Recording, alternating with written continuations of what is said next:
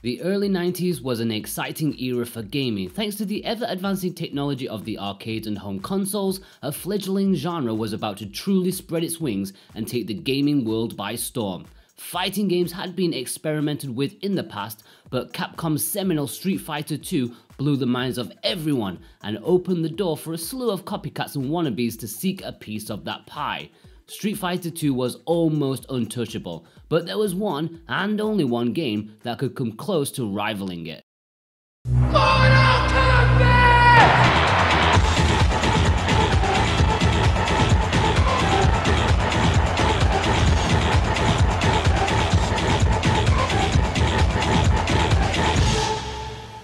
Mortal Kombat. With Mortal Kombat 11 slated for the Nintendo Switch, we thought we would go back and take a look at the series' history. Grab a coffee, hit that subscribe button, and join us as we dive into Mortal Kombat: The Complete History.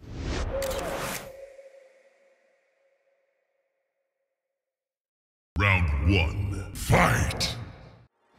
Released roughly 1 year after Street Fighter II in arcades during 1992, Mortal Kombat was everything that excited people about the Capcom classic dialed up to 11.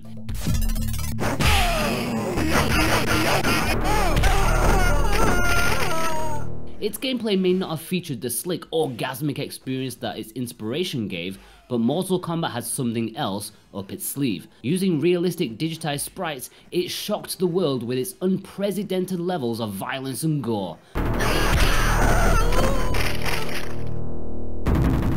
Sub-Zero wins fatality.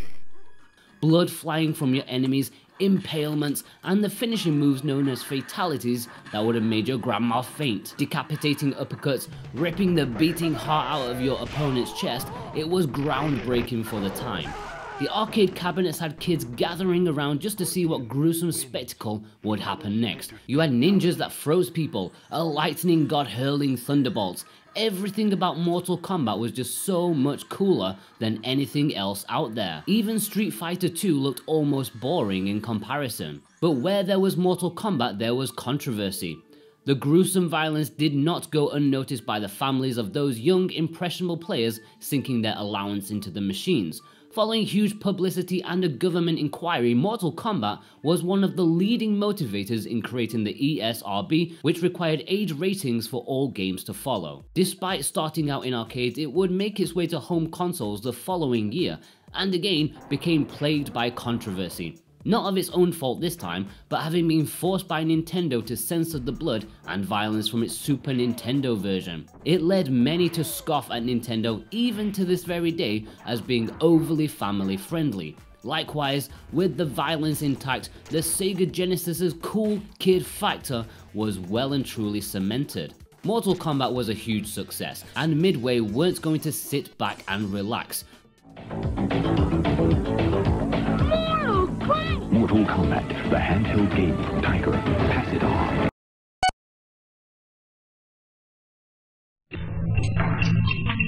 Soon after the original was released, Mortal Kombat 2 followed in 1993 and improved the game in just about every single way. It was faster, more advanced, looked better, and was even more brutal, wearing its shock value as a badge of honor.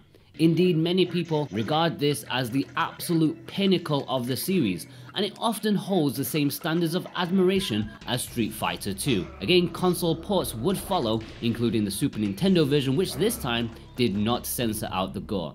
It was a game that was even more widespread than ever, releasing on just about every console of the era. From the Master System, Game Gear, 32X, and PlayStation, Mortal Kombat had well and truly landed.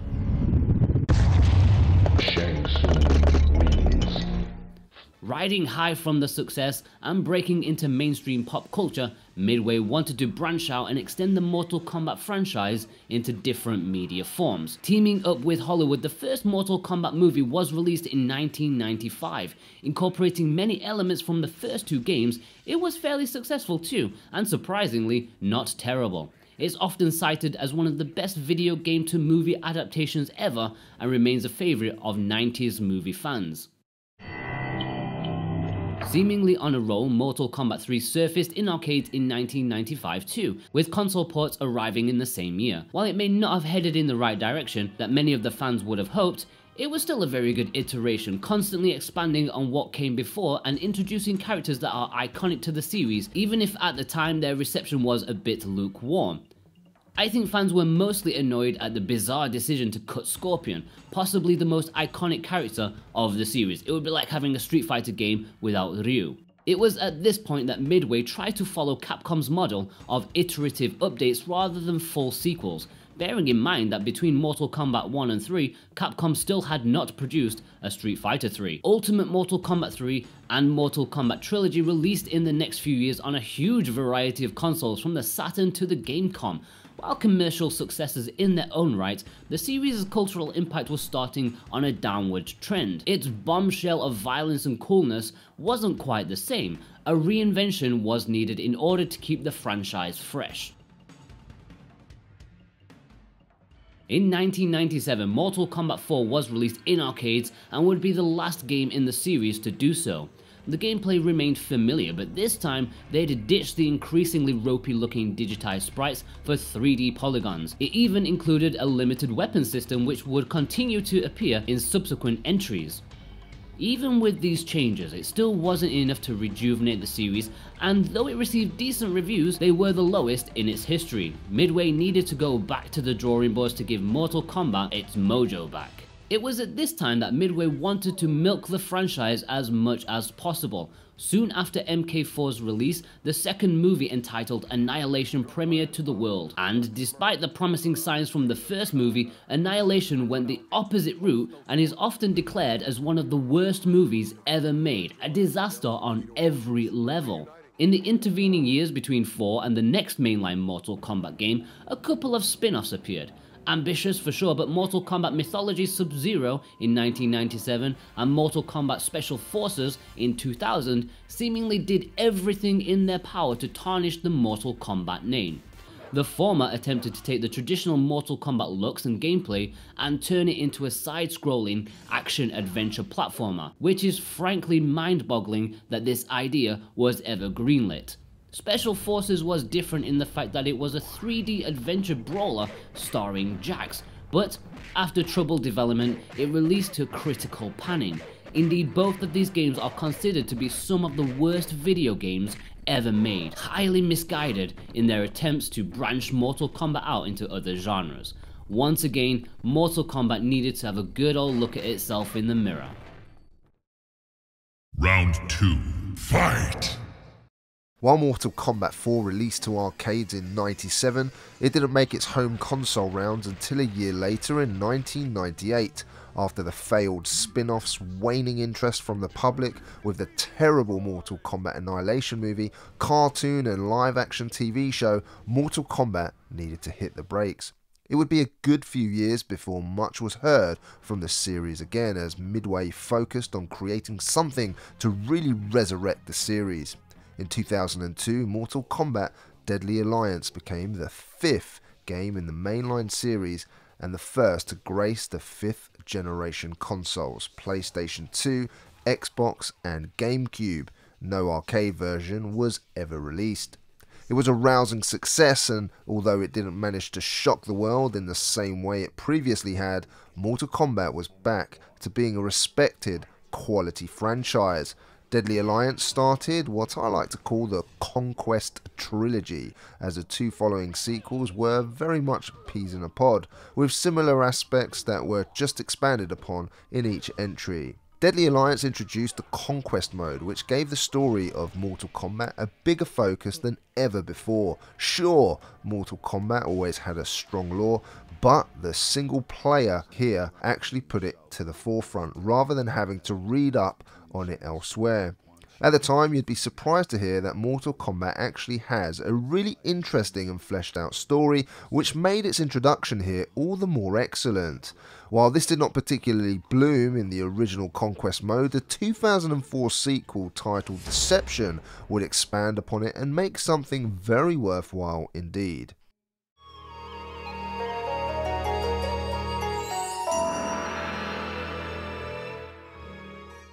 Now, Deception introduced the main character, Shujinko, who travels the realms in search of special items for the Elder Gods. Starting off as a young man, you watch him grow into an elderly warrior as he takes on missions, exploring the world and interacting with characters in what turned out to be a surprisingly entertaining action-adventure mode. Truly, the series had made the next level. Another 2 years later passed and we saw the release of the third game in the Conquest trilogy and the 7th mainline entry overall, Armageddon. This went all Super Smash Bros. Ultimate by including every single character that had ever previously featured in the series into one package. Despite the wealth of content, it was criticised for feeling too familiar to the previous 2 games, which was a real shame. Using the same engine as well as the cast feeling all too familiar, it did feature create your own fatality gimmick, but this received a lukewarm reception too. Between the last 2 games just mentioned, one final spin-off was created. While originally planned much earlier, the horrendous reception to the previous attempts at branching out into different genres delayed Shaolin Monks until 2005. Thankfully, this action beat-em-up fared much better and was enjoyed by fans as they double-teamed bad guys with Lai Kang and Kung Lao. Despite most of the Mortal Kombat games being financially successful, Midway was pretty much at breaking point by the latter half of the 2000s. With a massive debt looming over them, they needed something big in order to be saved, and their latest throw of the dice was to blow the minds of comic book fans by making the 8th mainline game a crossover between the Mortal Kombat characters and the superheroes of the DC Universe. If you thought Marvel vs Capcom was weird, Mortal Kombat vs DC Universe was on a whole new level, adding an extra cinematic layer to proceedings, melding the 2 franchises together. Well, in a fun campy story, MK vs DC had a lot going for it, despite being criticised for lacking content, a more subdued approach to the violence, courtesy of the more family-friendly comic book heroes present. It was a financial success too, the biggest for Midway in a long time. Final round, fight! Despite the commercial success of MK vs DC Universe, it wasn't enough for Midway, and very soon afterwards the legendary arcade company would file for bankruptcy. Not wanting to let the lucrative franchise die with its company, Warner Bros. Interactive purchased the property with plans to revitalise the franchise. With Warner Bros. Backing, the newly formed NetherRealm Studios went full reboot on Mortal Kombat. Ditching the numbering system entirely, the 9th Mortal Kombat game brought the series back with a bang in 2011.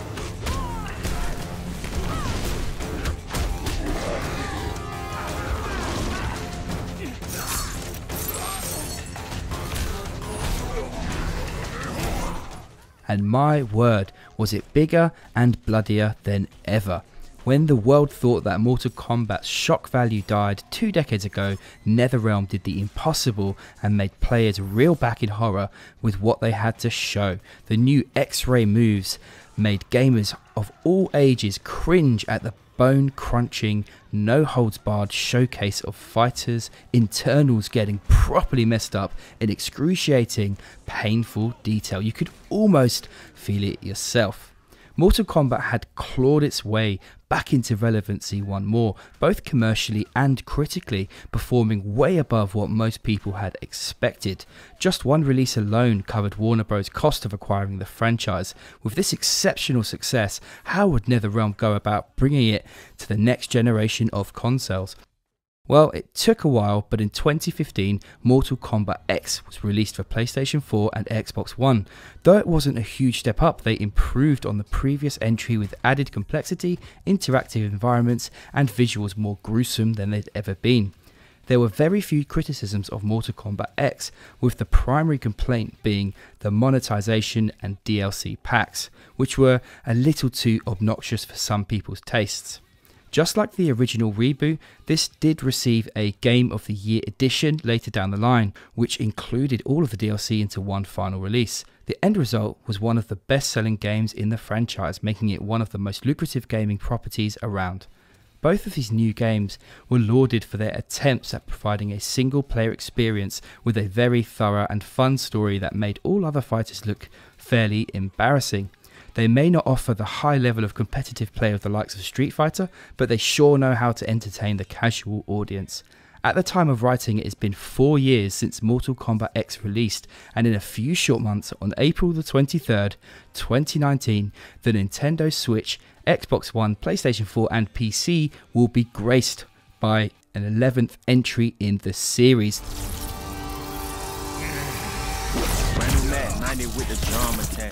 It represents a big moment for the franchise. Throughout its history, the series has almost fallen into a cycle of group trilogies. 1 to 3, 5 to 7 and 9 to 11 are very much distinctly grouped together. 4 and 8 are the black sheeps of the series and don't fit with the others.